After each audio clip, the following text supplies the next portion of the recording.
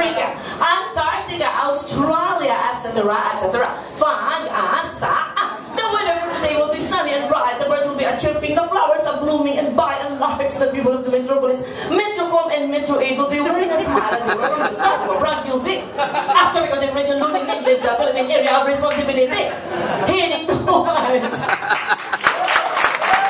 Salamat naman, pinapalap kami nung kasama yung mga dito.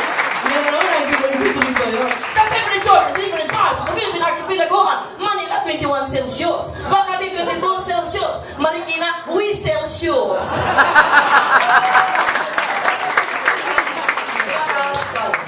Ang araw ay sisigat ng eksakto alas 5:45 na umaga, pero huwag kayong mag-alala, lulubog din yan pagdating ng hapon.